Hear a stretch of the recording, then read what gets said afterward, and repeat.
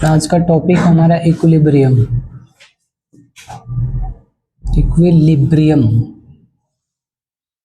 सबसे पहले समझने हैं कि इक्विलिब्रियम होता क्या है। जैसे सपोज करो कोई ए और बी रिएक्शन करते हैं, ए और बी क्या हो गया, रिएक्टेंट हो गया, और सी क्या हो गया, प्रोडक्ट हो गया। ए और बी मिलके सी बना रहे हैं, तो स्टार्टिंग में तो प्रोडक्ट के अमाउंट क्या होगा, जीरो होगा। हम बोलते हैं इनिशियली, या एट बोलते हैं, at t equal to zero का मतलब इनिशियली। बार बार यूज करोगे, at t is equal to zero का मतलब क्या होगा, इनिशियली। इनिशियली ये कुछ होगा, ये कुछ होगा, प्रोडक्ट क्या होगा, जीरो होगा। इसका कुछ कंसंट्रेशन होगा। इसका सपोज करो हमारा C1 है, इसका C2 है, ये क्या है, जीरो है। तो ऐसे माना जाता है कि इनिशियली प्रोडक्ट तो जीरो है, जब रिएक्शन होगा तब तो प्रोडक्ट बनेगा। तो इनिशियली क्या होगा, जैसे अगर ग्राफ में भी देखें तो इनिशियली प्रोडक्ट जीरो होगा, प्रोडक्ट क्या होगा, जीरो होगा, और रिएक्टेंट मान लो इतना है। फिर आफ्टर टी क्या होगा, आफ्टर टी मतलब कुछ टी सेकेंड के बाद ए और बी मिलके सी बना लिया, ए और बी मिलके सी बना लिया। दैट मीन्स इसमें से भी कुछ माइनस होगा, इसमें से भी कुछ माइनस होगा, और वो किस में कन्वर्ट हो जाएगा, एक्स सी में कन्वर्ट हो जाएगा।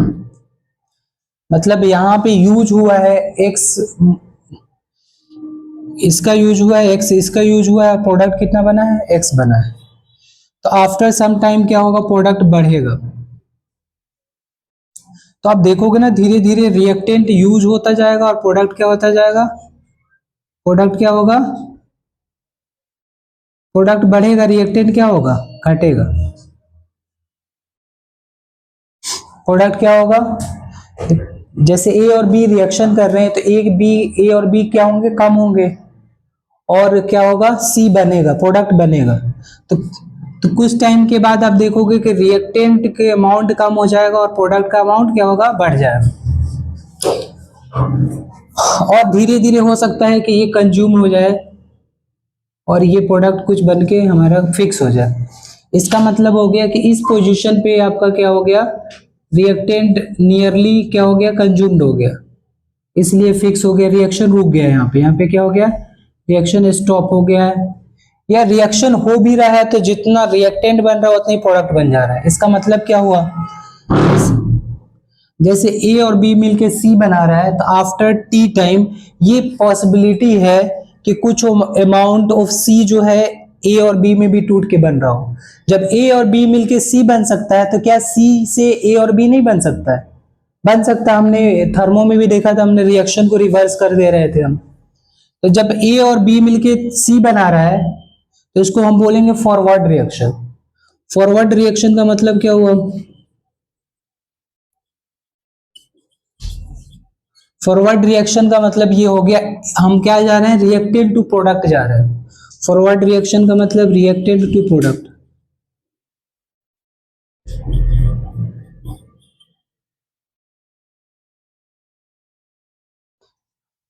ये पॉसिबिलिटी है कि किसी किसी रिएक्शन में जो प्रोडक्ट है वो ब्रेक होके किस में चेंज हो जाए, रिएक्टेंट में चेंज होने लगे। तो अब तब हम बोलेंगे बैकवर्ड रिएक्शन। बैकवर्ड रिएक्शन क्या हो गया,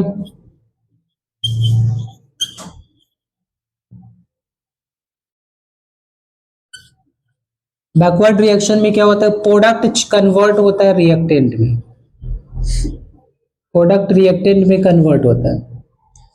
अब जिस रिएक्शन में ये दोनों चीज हो रहा है, फॉरवर्ड डायरेक्शन में भी रिएक्शन हो रहा है, बैकवर्ड डायरेक्शन में भी रिएक्शन हो रहा है, उसको हम ऐसे शो करते हैं, ए प्लस बी, एरो हम देंगे, हाफ एरो ऊपर, फिर हाफ एरो नीचे, और ये सी। मतलब ए और बी मिलके सी बना रहा है, और सी ब्रेक होके क्या बना रहा है, ए प्लस बी बना रहा है। ए और बी मिलके सी बना रहा है, फिर सी ब्रेक होके ए एंड बी बना रहा है। तो ऐसे रिएक्शंस को हमको क्या बोलते थे, रिवर्सिबल रिएक्शन। दोनों डायरेक्शन में रिएक्शन हो रहा है, फॉरवर्ड डायरेक्शन में भी हो रहा है, बैकवर्ड डायरेक्शन में भी हो रहा है। फिर इक्विलिब्रियम में क्या होता है, इक्विलिब्रियम भी ऐसे ही रिएक्शन है जिसमें फॉरवर्ड डायरेक्शन का जो रेट है, रेट का मतलब स्पीड, उतने ही बैकवर्ड डायरेक्शन के स्पीड हो। मतलब जो फॉरवर्ड डायरेक्शन का रेट है, रेट का मतलब क्या होता है? स्पीड। रेट का मतलब है speed of reaction. What do mean by rate? Rate means speed of reaction. तो इक्विलिब्रियम में क्या होगा? जितने फास्ट फॉरवर्ड डायरेक्शन का रिएक्शन होगा उतनी फास्ट बैकवर्ड डायरेक्शन का रिएक्शन होगा। तो इसको हम बोलेंगे इक्विलिब्रियम। मतलब एट इक्विलिब्रियम क्या होगा?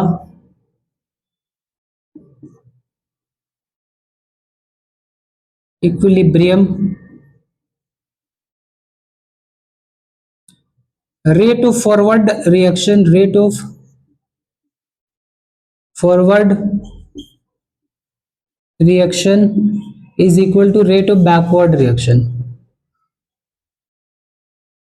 rate of backward reaction।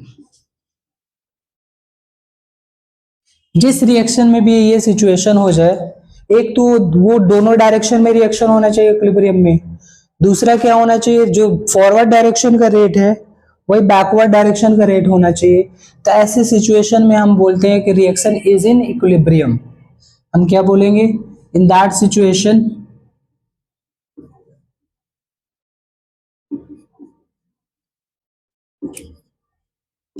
reaction is said to be in equilibrium। reaction is said to be in equilibrium। इसका मतलब इक्विलिब्रियम वाले जो रिएक्शन होते हैं, एक तो ये दोनों एरो दिखना चाहिए इसमें, फॉरवर्ड डायरेक्शन की भी रिएक्शन हो रहा है, बैकवर्ड डायरेक्शन के भी रिएक्शन हो रहा है। और इक्विलिब्रियम में क्या होता है? जितना प्रोडक्ट जिस रेट से बन रहा हो उतनी रिएक्टेड भी बन रहा हो, तो उसको हम बोलते हैं कि रिएक्शन क्या है? इक्विलिब्रियम में। किसी किसी रिएक्शन में इक्विलिब्रियम क्या हो जाता है? बहुत फास्ट ऑब्टेन होता है। किसी किसी रिएक्शन में रिएक्शन जब खत्म होने वाला होता है तब जाके इक्विलिब्रियम ऑब्टेन होता है। मतलब कोई टाइमिंग फिक्स नहीं है, रिएक्शन पे डिपेंड करता है कि जैसे इनिशियली तो प्रोडक्ट तो है ही नहीं है, तो इनिशियली कभी भी इक्विलिब्रियम में नहीं होगा। जब भी हमने किसी कंटेनर में कंटेनर में हमने रिएक्टेंट डाला है तो कुछ टाइम के बाद ही वो इक्विलिब्रियम में पहुंच सकता है, स्टार्टिंग से नहीं पहुंच सकता है, क्योंकि स्टार्टिंग में तो प्रोडक्ट है ही नहीं है, तो प्रोडक्ट से रिएक्टेंट कैसे बनेगा? तो ये वाला ग्राफ जो मैं समझा रहा था स्टार्टिंग में मैंने बताया, ये है कॉन्सेंट्रेशन का ग्राफ और ये टाइम है एक्स एक्सिस। इनिशियली मान लो रिएक्टेंट कुछ ना कुछ होगा, रिएक्टेंट मान लो सी नॉट है और प्रोडक्ट क्या होगा? जीरो होगा। तो क्या होगा? जब जब रिएक्शन स्टार्ट होगा तो क्या होगा? इसके नंबर्स क्या होंगे? कम होंगे। अब प्रोडक्ट का क्या होगा? बढ़ेगा। ये कम होता जाएगा, ये बढ़ेगा।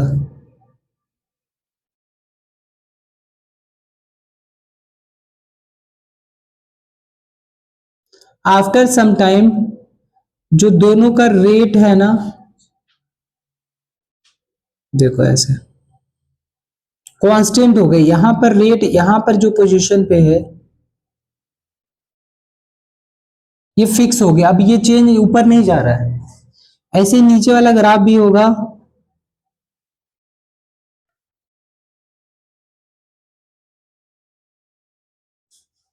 ये।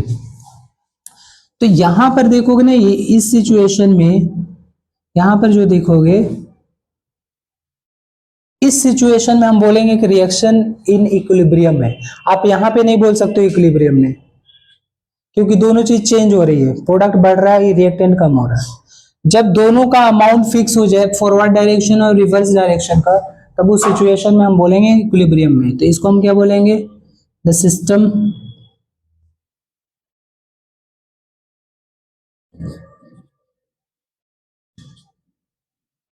is in equilibrium।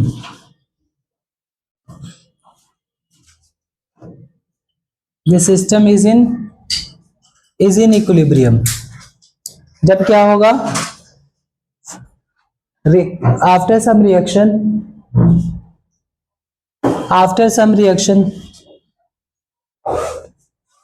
After some time जो देखो प्रोडक्ट का भी अमाउंट अब चेंज नहीं हो रहा है, रिएक्टेंट का भी अमाउंट चेंज नहीं हो रहा है।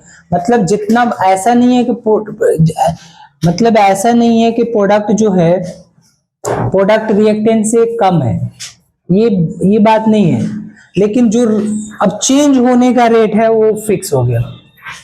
तो इस सिचुएशन को हम बोलेंगे कि सिस्टम इज इन इक्विलिब्रियम बोलेंगे हम।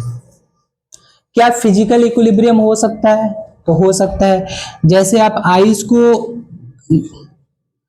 को अपने ओपन में रख दिया तो कुछ टाइम तक आप क्या देखोगे, वो मेल्ट नहीं होता है। तो उस समय क्या होता है कि जो लिक्विड होता है ना, वो फिर उस आइस के कांटेक्ट में आके क्या आ जाता है, सॉलिडिफाई हो जाता है। तो उस केस में कुछ टाइम के लिए वो क्या होता है, इक्विलिब्रियम में होता है। अब किसी चीज को फ्रीज कर रहे होते हैं ना, तो जैसे 0 डिग्री आएगा टेम्परेचर, तो क्या होगा, बाकी चीजें फ्रीज होंगी, कुछ अमाउंट फिर मेल्ट भी होगा, तो वो फिजिकल इक्विलिब्रियम भी हो सकता है। मेन हमें केमिकल इक्विलिब्रियम पे ज्यादा फोकस करनी है।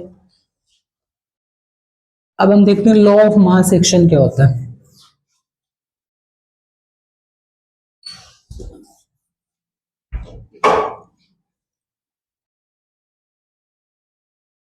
लॉ ऑफ मास एक्शन,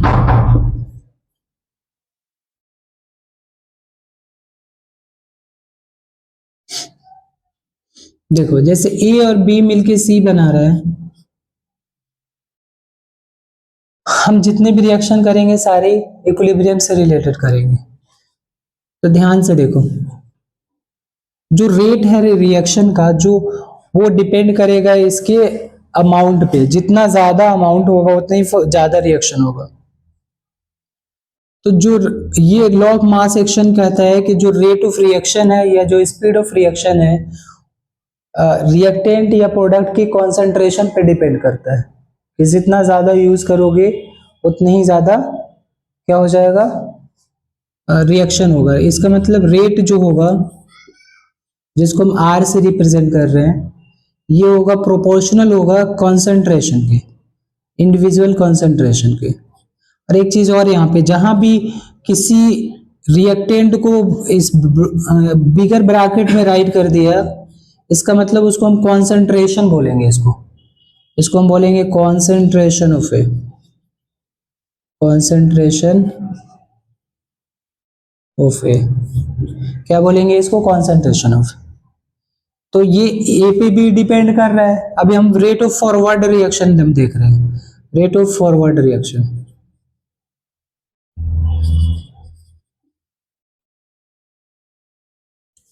और ये बी पे भी डिपेंड कर रहा है। दोनों को कंबाइन करेंगे तो क्या हो जाएगा, r proportional to a into b. ये पहले भी हमने करा हुआ है। इस पे भी डिपेंड कर रहा है, इस पे भी डिपेंड कर रहा है। अब यहां पे हम आर राइट करेंगे, प्रोपोर्शनलिटी कांस्टेंट राइट करेंगे, तो इसको हम बोलेंगे रेट ऑफ फॉरवर्ड रिएक्शन। ये कांस्टेंट फॉर फॉरवर्ड रिएक्शन है,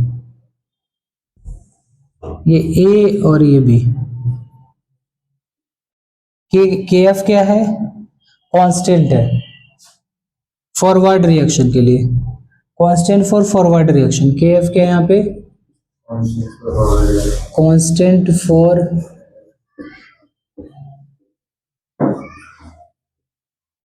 forward reaction, constant for forward reaction. ये हमारा एक इक्वेशन बन गया। अब सेम बैकवर्ड रिएक्शन के लिए लिखेंगे तो क्या होगा, rate of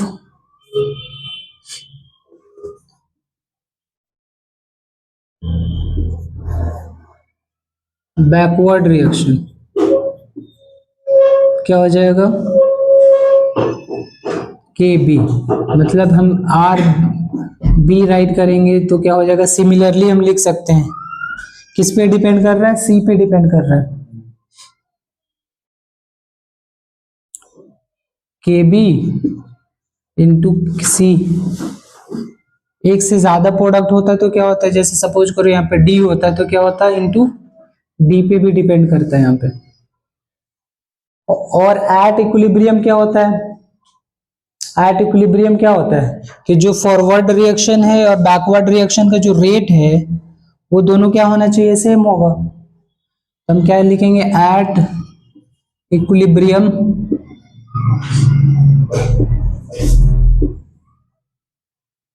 are f equal to r b, r f equal to r B.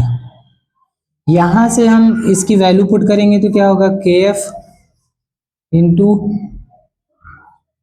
A b is equal to k b into c into D.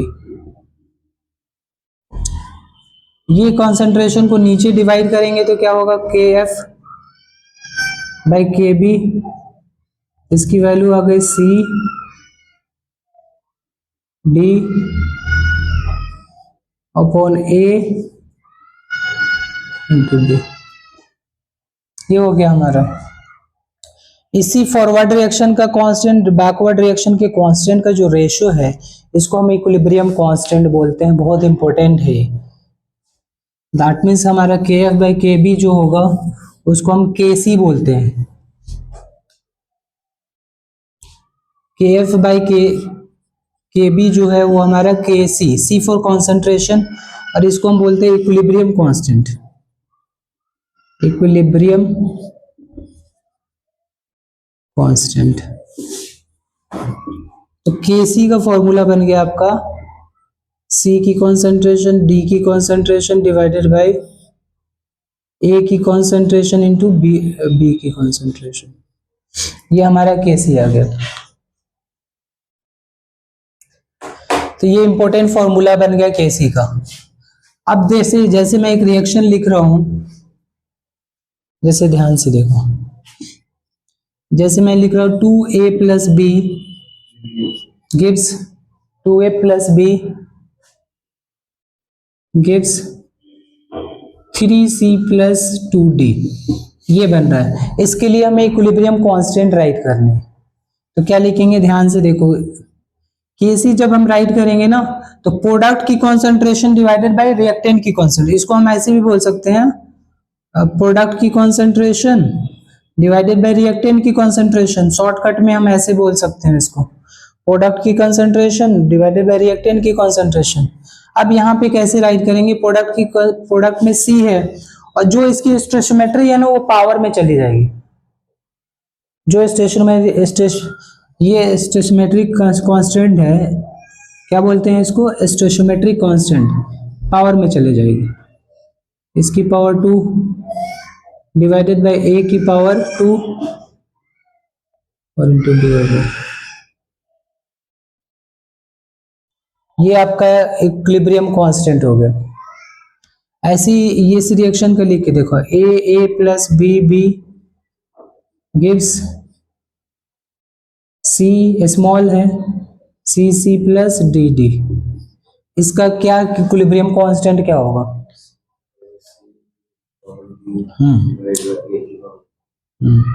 तो इसके लिए के सी राइट करेंगे तो सी की पावर सी, डी की पावर डी अपॉन ए की power ए into B की पावर बी।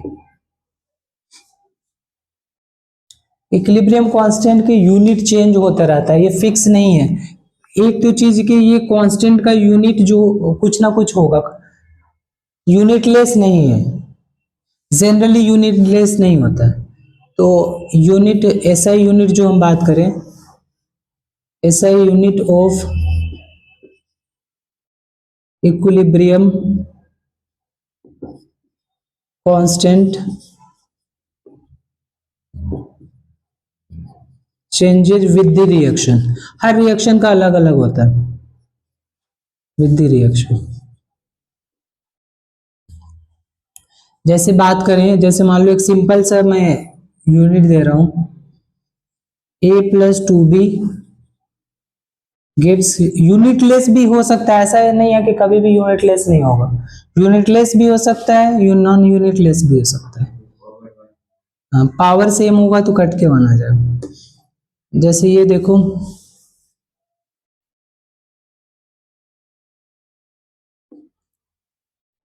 अब हम इसका केसी राइट करेंगे तो क्या होगा, सी, एक मिनट, 2c+3d।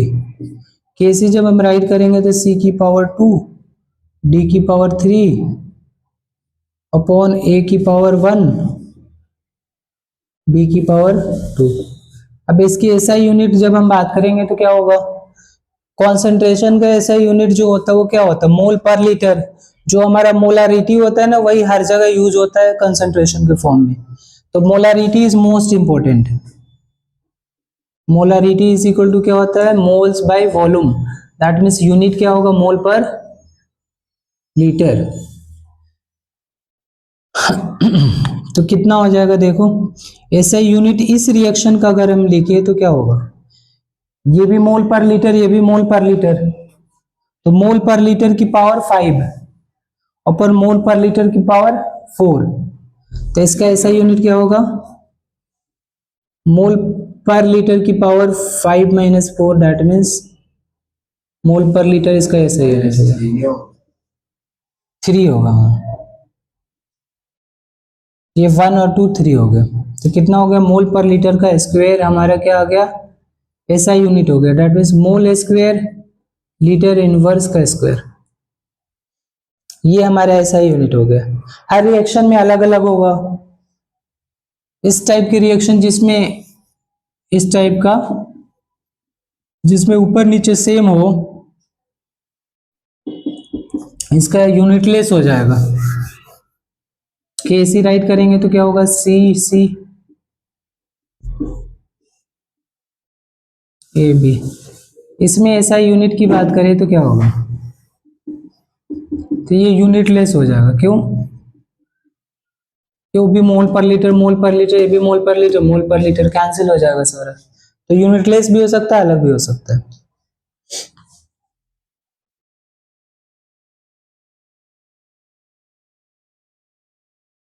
अब देखो एक, अगर रिएक्शन को रिवर्स करते हैं तो क्या होगा। सपोज करो एक रिएक्शन है, A+B गिव्स C+D, और इसका जो Kc जो है वो K है। अगर रिएक्शन रिवर्स कर देंगे तो क्या होगा, C+D A+B। तो क्या रेट सेम रहेगा कि क्या होगा, सेम रहेगा रेट। इस केस में क्या होना चाहिए, सेम नहीं होगा, रेसिप्रोकल हो जाएगा। देखो इसकी वैल्यू क्या है, के की वैल्यू दिस बाय दिस है ना, इसकी वैल्यू दिस बाय दिस है, तो रेसिप्रोकल होगा। इसका जो केसी होगा वो 1/k हो जाएगा। अगर इन सबको सी 2 से मल्टीप्लाई कर देते हो तब क्या होगा, 2c+2d। ऊपर वाले रिएक्शन को अगर 2 से मल्टीप्लाई कर देते हो तो क्या हो जाता है,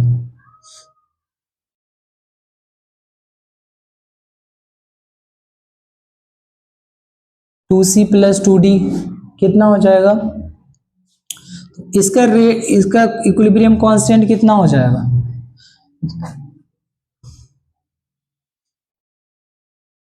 देखो इसका हम राइट करेंगे तो क्या होगा, C की कॉन्सेंट्रेशन की पावर 2, D की कॉन्सेंट्रेशन बाय 2 अपॉन A की कॉन्सेंट्रेशन बाय 2 और B की कॉन्सेंट्रेशन बाय 2। इसके लिए केसी राइट करेंगे तो क्या होगा हमारा,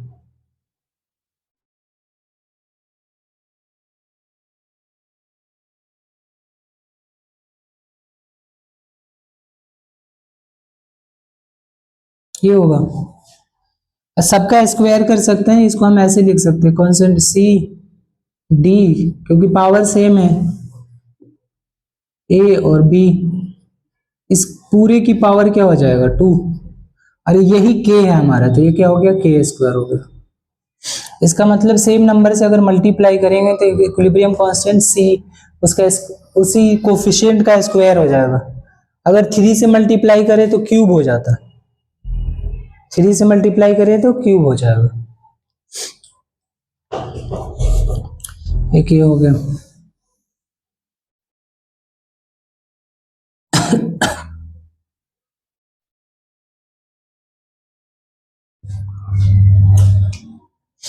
देखो दो टाइप का होमो इक्विलिब्रियम होता है, एक होमोजीनियस हो इक्विलिब्रियम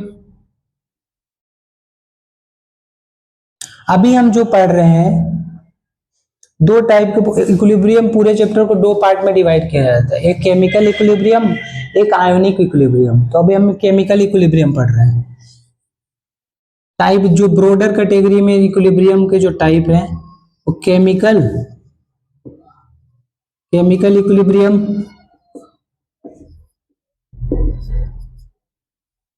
और आयोनिक इक्विलिब्रियम।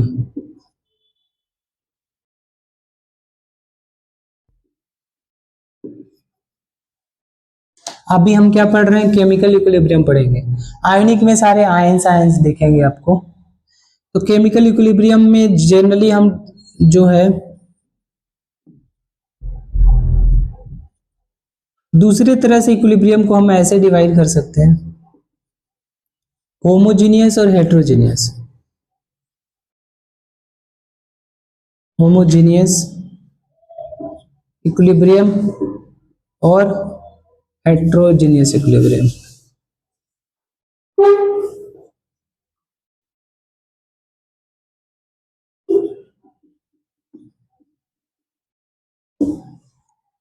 होमोजीनियस इक्विलिब्रियम में, ठीक है, होमोजीनियस इक्विलिब्रियम मतलब that equilibrium in which phases of all the reactant and products are same। phases का मतलब अगर सारे सॉलिड है, मतलब अगर रिएक्टेंट्स में सारे एलिमेंट सॉलिड है, रिएक्टेंट सारे सॉलिड है, तो प्रोडक्ट भी सारे सॉलिड होना चाहिए, तो उसको होमोजीनियस इक्विलिब्रियम बोलते हैं। मतलब equilibrium in which all the reactants and products have same phase. Equilibrium in which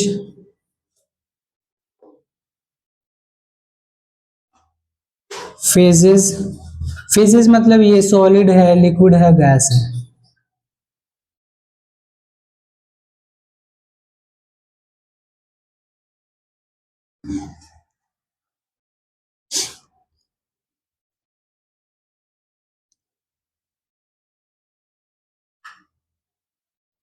phases of all reactants and products are same।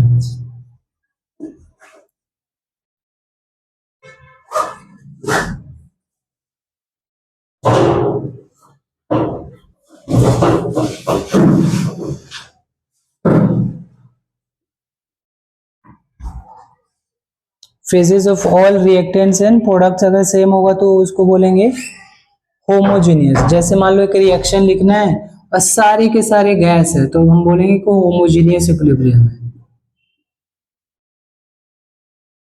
अगर एक भी डिफर करेगा तो होमोजीनियस नहीं होगा।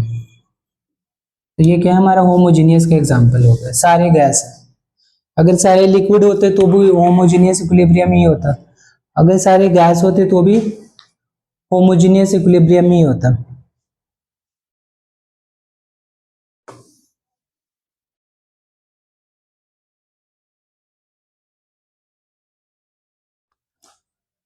हेट्रोजीनियस मतलब ऐसे हो गया, डिफरेंट फेज, मतलब reactants and products have same different phase, तो हेट्रोजीनियस हो गया। जैसे मान लो ए हमारा सॉलिड है, बी भी सॉलिड है, कोई दिक्कत नहीं, कहीं पे भी एक लिक्विड आ जाएगा या गैस आ जाएगा तो वो क्या हो जाएगा, हेट्रोजीनियस इक्विलिब्रियम। ये मान लो लिक्विड हो गया, तो इसको हम क्या बोलेंगे, हेट्रोजीनियस इक्विलिब्रियम। कहीं पे भी अगर यहाँ पे गैस है, यहाँ पे गैस है, ये मिलके लिक्विड बन गया, तो इसको क्या बोलेंगे, हेट्रोजीनियस इक्विलिब्रियम। कहीं पे भी अगर डिफरेंट है, कहीं पे भी, तो हेट्रोजीनियस होगा, नहीं तो होमोजीनियस।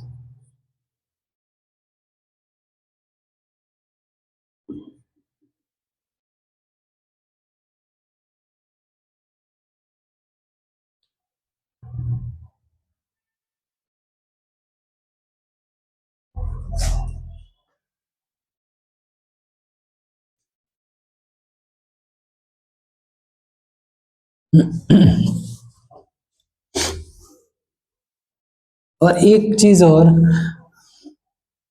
हमारे लिए इम्पोर्टेंट क्या है, देखो एक तो जैसे गैसियस चीज है ना, जैसे मान लो ए गैस है या बी एक्वस है, तो इसकी कॉन्सेंट्रेशन ही चेंज होती है। जैसे वाटर है, वाटर से पानी निकाल लोगे तो भी, कुछ पानी निकाल लोगे तो कॉन्सेंट्रेशन चेंज नहीं होगा। जैसे मान लो कोई सॉलिड है, चौक है, मैं ब्लैक बोर्ड पे लिख रहा हूं, क्लास खत्म हो गई, ये आधी हो गई चौक, फिर भी उसकी कॉन्सेंट्रेशन चेंज नहीं होती। तो एक कन्वेंशन ऐसे बनाया गया है, नोट में लिख लो।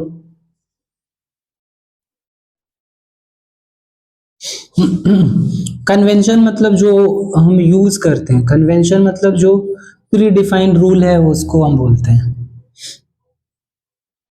The concentration of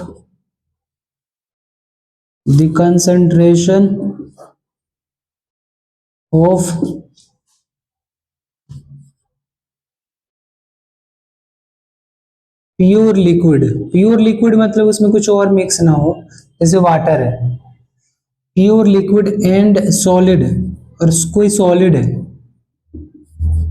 is taken as one. क्या लेते हैं उसको? वन लेते हैं। प्योर सॉलिड हो चाहे प्योर, चाहे कोई भी सॉलिड, चाहे कोई भी सॉलिड हो और प्योर लिक्विड है, उसकी वन लेंगे। जैसे ध्यान से देखो, CO, कैल्शियम ऑक्स, जैसे ये है CaCO3, ये अगर हीट करा हमने तो ये बनता है CaO+CO2। यहाँ पे ये भी सॉलिड है और ये भी सॉलिड है। क्या है? सॉलिड है। वैसे, और ये गैस है, ये है किस टाइप का रिएक्शन? किस टाइप का रिएक्शन है? हेट्रोजीनियस, कि वे सॉलिड सॉलिड और गैस है। एक और रिएक्शन की बात करते हैं हम, एक मिनट।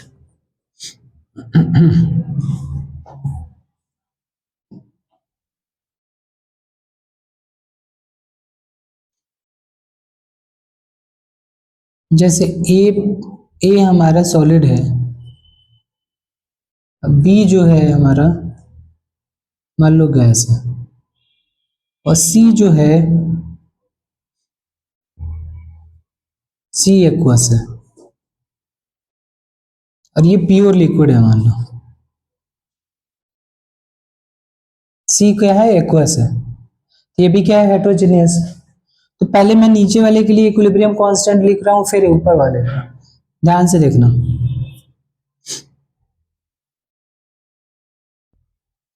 जो नीचे वाले रिएक्शन का केसी राइट करोगे तो क्या होना चाहिए? सी, एक ही प्रोडक्ट है, डिवाइडेड बाय क्या होना चाहिए? बी इंटू ए बी होना चाहिए ना, लेकिन ए प्योर लिक्विड है तो इसका वन लेते हैं, तो ये क्या हो जाएगा? इंटू वन हो जाएगा। तो इसका इक्विलिब्रियम कांस्टेंट क्या होगा? सी की कॉन्सेंट्रेशन डिवाइडेड बाय बी की कॉन्सेंट्रेशन, यही हमारा केसी हो जाएगा। मैं ये बता रहा था कि जैसे मान लो अगर गैस है तो जो कॉन्सेंट्रेशन यूज कर रहे हैं उसकी जगह पर प्रेशर भी यूज कर लेते हैं। ऊपर वाले रिएक्शन के लिए मैं जो इक्विलिब्रियम कांस्टेंट राइट करूंगा इन टर्म्स ऑफ प्रेशर, तो उसको हम केपी बोलेंगे। Equilibrium constant, equilibrium constant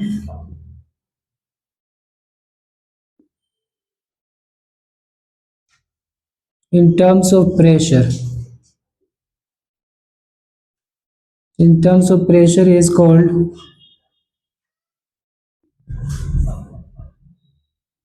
Kp। तो ऊपर वाले रिएक्शन का लिए Kp हम राइट करेंगे। ये कॉन्सेंट्रेशन की बात हो गई, और या प्रेशर की भी बात होगी। प्रेशर भी वन ही लेते हैं, सॉलिड, प्योर सॉलिड की और लिक्विड की। तो यहाँ पे कॉन्सेंट्रेशन भी हो सकता है और प्रेशर भी हो सकता है। तो Kp राइट करेंगे इस वाले रिएक्शन का, तो क्या होना चाहिए? प्रोडक्ट सॉलिड का वन लेंगे प्रेशर, इनटू गैस है हमारा तो PCO2 डिवाइडेड बाय 1, तो ये Kp इज इक्वल टू क्या आ गया, जो कार्बन डाइऑक्साइड का प्रेशर होगा वही हमारा Kp होगा।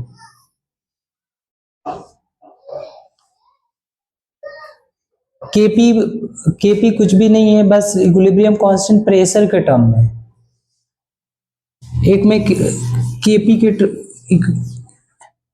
एक इक्वेशन और भी राइट करवा दे रहा हूं, ध्यान से देखो। अगर सारी गैस है, जैसे A प्लस B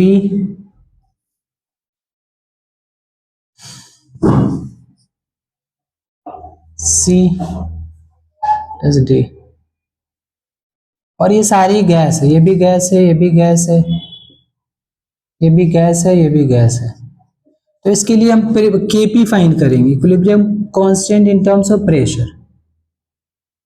तो क्या होगा, इसका प्रोडक्ट का प्रेशर क्या है, Pc होगा, पीस प्रेशर ऑफ C, और इसकी पावर भी होगा, जैसे कॉन्सेंट्रेशन में पावर होता था वैसे प्रेशर में भी पावर क्या हो जाएगा, C हो जाएगा, प्लस इनटू में होगा D, प्रेशर ऑफ D की power D upon pressure of pressure of A whole to the power A into pressure of B whole to the power B। ये हम Kp राइट करेंगे in terms of pressure.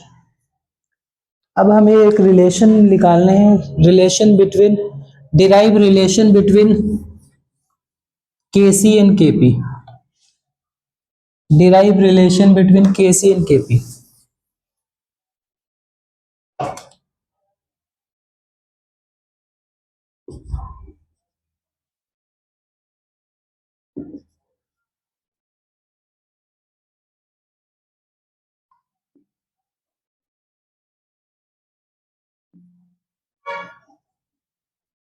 ये important question है, derive relation between Kp and Kc। ध्यान से देखना, जैसे A plus B, और हम मान के चल रहे हैं यहाँ पे प्योर सॉलिड और लिक्विड नहीं है, ये इक्विलिब्रियम का कोई रिएक्शन है C प्लस D, और ये मान लो गैस है। तो ध्यान से देखो, सबसे पहले Kc राइट करेंगे तो क्या होगा, C की कॉन्सेंट्रेशन की पावर C, D की कॉन्सेंट्रेशन की power D divided by A की कॉन्सेंट्रेशन की पावर A इंटू B की कॉन्सेंट्रेशन की पावर B। ये हमारा मेन इक्वेशन आ गया Kc।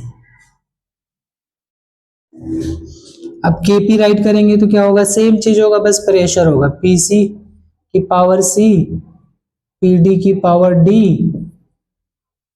Upon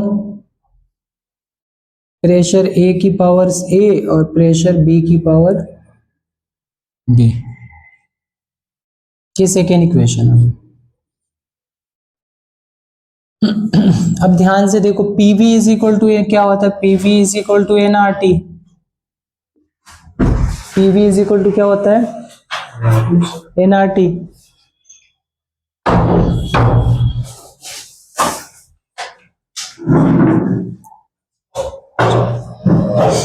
PV is equal to nRT। क्या करेंगे इसमें,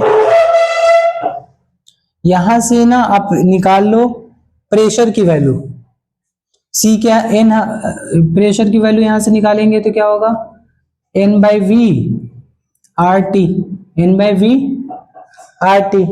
अब मोल बाई वॉल्यूम को ही कॉन्सेंट्रेशन बोलते हैं, यही आपका क्या हो जाएगा, कॉन्सेंट्रेशन। कॉन्सेंट्रेशन मतलब C हो गया, CRT। यहाँ पे जो C है कॉन्सेंट्रेशन, ये प्रोडक्ट वाला C नहीं है, कॉन्सेंट्रेशन है। कॉन्सेंट्रेशन मतलब मोलारिटी। अगर ये P की वैल्यू अगर इसमें हम प्लेस करेंगे तो कैसे लिखेंगे, there so Kp is equal to pressure of C का मतलब क्या हो गया, प्रेशर ऑफ C का मतलब यहाँ पे क्या हो गया, Ca हो जाए, मतलब प्रेशर ऑफ Ca का मतलब CRT। तो किसकी कॉन्सेंट्रेशन, C की कॉन्सेंट्रेशन, आर तो कांस्टेंट है, इसकी पावर सी हो जाएगी और आर टी की पावर भी क्या हो जाएगी, सी हो जाएगी। ये समझ में आया? हमने क्या करा यहाँ पे, सी आर टी की पावर सी कर रहे हैं, तो क्या हो जाएगा, ये पावर अलग अलग होगा तो सी की पावर आर टी इंटू सी की power C into R T की पावर सी, आर टी की पावर सी, क्योंकि इसकी जगह पर मैंने सी आर टी लगा, इंटू डी की power D into R T की पावर भी क्या हो जाएगा, डी, डिवाइडेड बाय क्या हो जाएगा, ए की पावर ए इंटू आर टी की पावर ए, फिर बी की power B into R T की पावर बी। तो इसको थोड़ा सा सिंप्लीफाई करोगे तो ये ऐसे दिखेगा, सी की पावर सी इंटू डी की power D divided by A की पावर ए इंटू बी की power B into R T की पावर ध्यान से देखना, ये C plus D minus of A plus B. और थर्मो में आपने पढ़ाया था gaseous mole of product minus gaseous mole of reactant को क्या बोलते थे, delta N G. Delta N G क्या होता था, प्रोडक्ट के मोल्स माइनस रिएक्टेंट के मोल्स, तो डेल्टा एन हो जाएगा। तो केपी का फाइनली हमारा फॉर्मूला बना, और ये चीज क्या आ गया, पूरा केसी आ गया ना, तो ये हो जाएगा केसी इंटू आर टी की power delta n, r T की पावर डेल्टा एन। और डेल्टा एन क्या है, डेल्टा एन हमारा है सी plus D minus a plus b, that means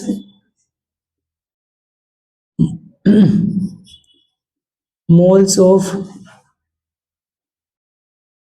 product minus moles of reactant, moles of product ये gaseous ही है, moles of product minus moles of reactant,